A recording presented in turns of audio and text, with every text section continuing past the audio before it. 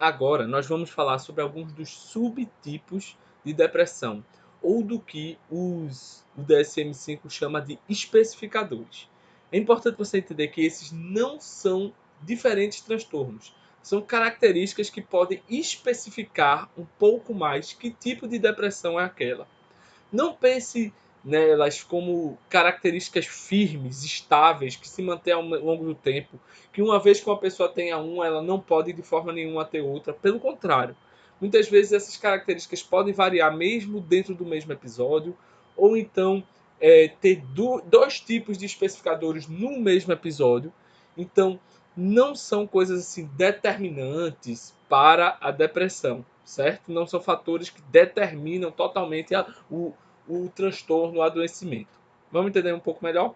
A depressão melancólica, descrita no DSM-4, faltou ter aqui TR, texto revisado, também chamada de endógena, caracteriza-se por. Aí você vai dizer assim: não, Pedro, você botou uma questão muito velha de 2012, já temos o DSM-5, dá quase no mesmo, pessoal. Tá certo? Dá quase no mesmo. No caso aqui da depressão endógena, vai dar a mesma ideia. Presença de sintomas psicóticos. Presença de sintomas psicóticos é depressão psicótica. Não pode ser depressão endógena. No quadro de cunho negativa e com variação circadiana do humor. Um humor que varia ao longo de um dia. Não seria tão característico assim da melancolia, não, de forma nenhuma. Humor depressivo não reativo a estímulos prazerosos, com lentificação ou agitação psicomotora, insônia terminal e pioras dos sintomas pela manhã. Insônia terminal é insônia no final da noite, né? A pessoa acorda mais cedo. Na verdade é essa, tá bom? Sem muito drama nem mistério. Maior reatividade do humor e um padrão. Isso é uma depressão melancólica. Maior reatividade do humor e um padrão persistente de sensibilidade à rejeição interpessoal. Isso aqui são as características da depressão atípica. Quadro depressivo leve e persistente, marcado por sentimentos de satisfação e pessimismo. Isso daqui é um quadro distímico. Ocorrer logo nas primeiras semanas do puerpério. Um quadro que ocorre nas primeiras semanas do puerpério, tendo fatores psicossociais associados. Qual depressão não tem fatores psicossociais associados? Mas um quadro que ocorre logo nas primeiras semanas do puerpério é uma depressão periparto, ao redor do parto. Então vamos falar sobre ela, só mostrar os critérios do DSM. A depressão tipo melancólica ou endógena. Predominam os sintomas classicamente endógenos. E aí eu ressalto, o pessoal da fenomenologia mais raiz vai tá fumaçando de chamar isso daqui de endógeno ou de dizer que isso daqui seria melancolia. Cuidado para não confundir. Diferentes autores podem ter diferentes perspectivas e o que o DSM define como uma depressão melancólica não necessariamente é o que a fenomenologia vai entender como uma depressão melancólica, certo? Como uma melancolia. A pessoa deve apresentar uma das seguintes, está presente durante o período mais grave do episódio atual: perda de prazer em todas ou quase todas as atividades, falta de reatividade a estímulos em geral prazerosos, não se sente muito bem, mesmo temporariamente, quando acontece alguma coisa boa. Então, não reatividade, perda de prazer, uma anedonia intensa, com mais 3 ou mais dos seguintes: uma qualidade distinta de humor depressivo, caracterizado por prostração profunda, desespero, morosidade ou pelo chamado humor vazio. Como assim uma qualidade distinta de humor depressivo? Para o DSM, ele diz assim: mesmo dentro da tristeza da depressão, a pessoa tem que perceber que existem períodos ainda diferentes, períodos ainda mais propustados, período ainda maior desespero, período ainda de uma maior morosidade, de um humor vazio. É isso que ele define. A pessoa percebe, inclusive, que existe um período diferenciado. Uma depressão regularmente pior pela manhã, aquela ideia de algo como um despertar muito cedo pela manhã, pelo menos 2 horas antes do despertar habitual. Acentuada agitação ou retardo psicomotor, anorexia ou perda de peso significativa, culpa excessiva ou inadequada. Essas seriam as características de uma depressão mais melancólica, mais endógena. Um quadro, de uma forma geral, mais grave, certo? E aí vamos para a próxima questão. Há alguns subtipos de quadro depressivo mais facilmente reconhecíveis por alguns achados estereotipados, principalmente quando observados em um mesmo paciente. Considerando esse fato, o termo depressão atípica compreende um quadro de depressão sobreposto a um de hipomania? Não. Um quadro de depressão sobreposto a um de hipomania é uma depressão mista. Um quadro depressivo com aumento de apetite e hipersonia associado ao humor reativo que melhora com estímulos agradáveis é ele, presta bem atenção, né? Um quadro que melhora com humor agradável. Teve essa palavra reatividade do humor, você deve pensar na depressão atípica.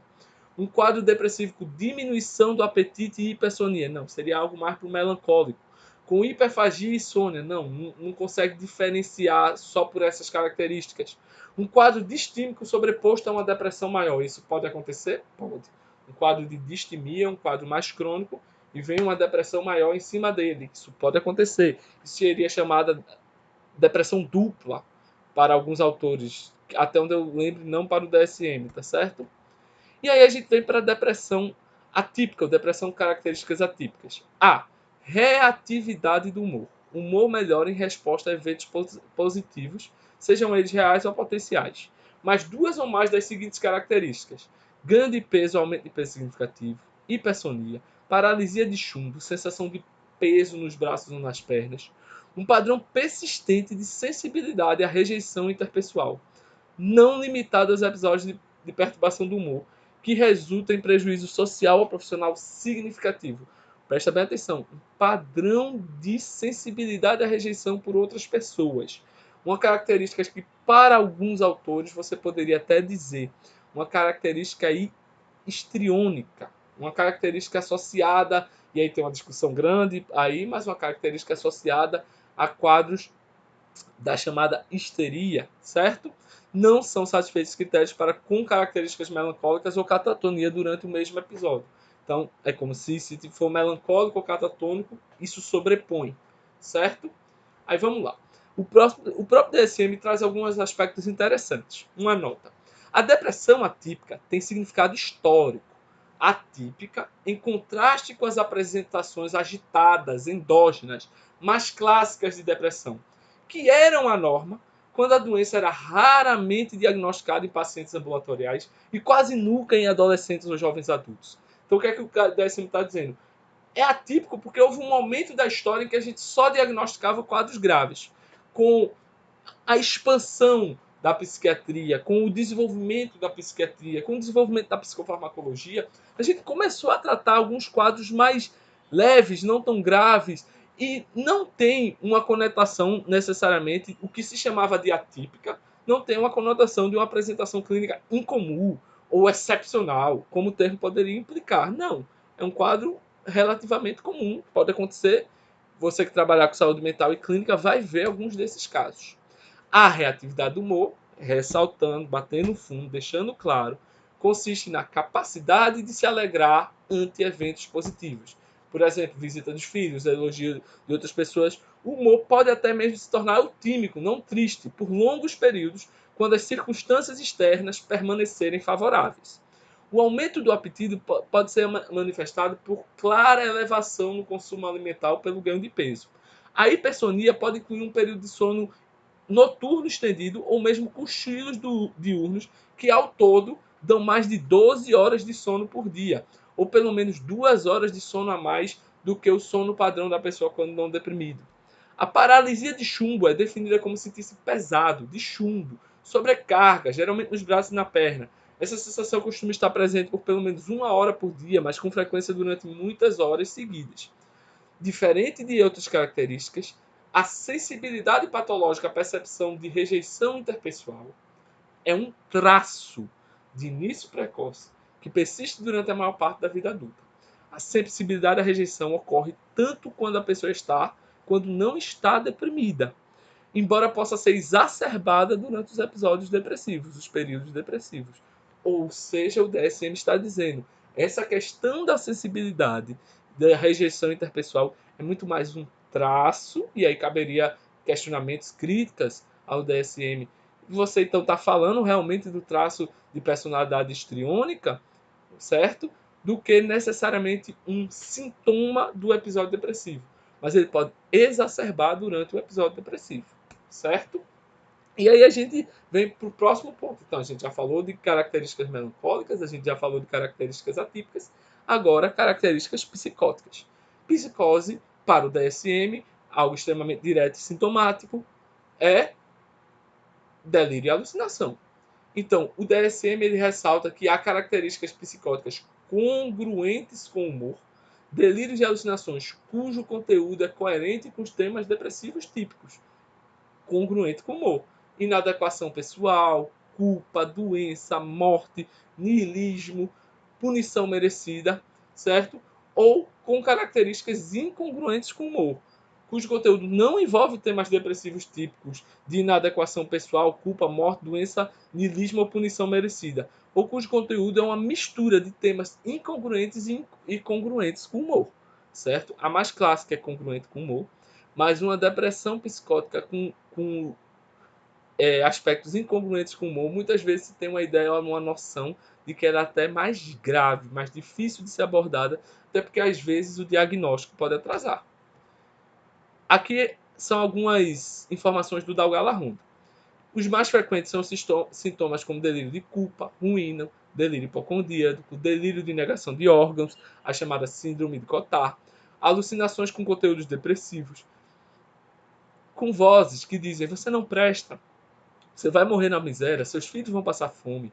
As alucinações também podem ter esse conteúdo de punição merecida. Vou morrer, vou sofrer, não mereço, pois mereço isso.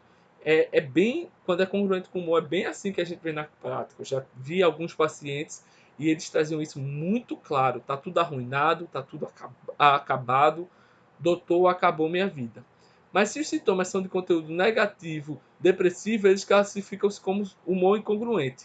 Eles podem ser humor incongruente se for algo mais persecutório, algo mais dos fenômenos de passividade, do fenômeno da inserção de pensamento, do fenômeno de autorreferência, esses seriam os delírios incongruentes com o humor.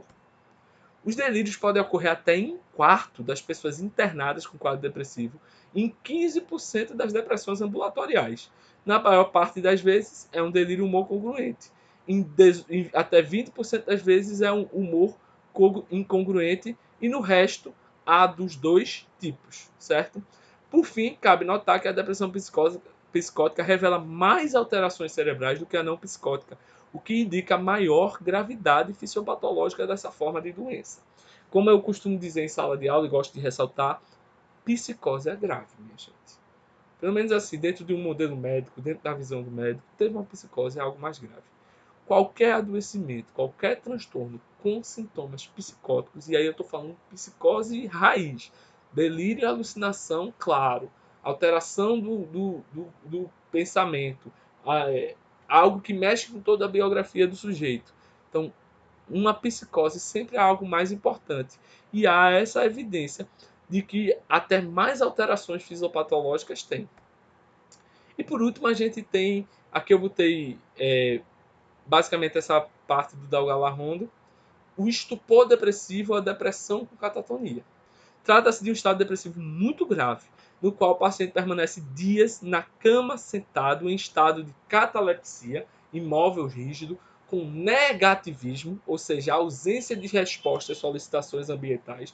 O negativismo não é algo ativo, não é aquela pessoa que está pessimista. O negativismo é uma alteração psicomotora que vai ser a ausência de resposta às solicitações ambientais. Geralmente estado de mutismo, não fala com as pessoas apesar de estar consciente e não ter nenhum problema neurológico ou até mesmo a gente poderia dizer fisiológico, orgânico da fala, não tem afasia. Recusando a alimentação, às vezes urinando no leito. O indivíduo pode, nesse estado, desidratar e vir a falecer por complicações clínicas como pneumonia, insuficiência pré-renal, desequilíbrios hidroeletrolíticos, sepse, entre outros. Então, é um subtipo de depressão mais grave também, mais importante, tá bom? Inclusive, que responde muito bem à eletroconvulsoterapia, certo? Não vou entrar aqui na polêmica, pelo menos não hoje, não agora, mas a eletroconvulsoterapia, que é um procedimento médico feito sob cuidado e com anestesia, os quadros psicomotores catatônicos, de uma forma geral, têm uma resposta muito boa e importante à eletroconvulsoterapia, certo? Nos próximos vídeos vão ter os outros subtipos especificadores da depressão.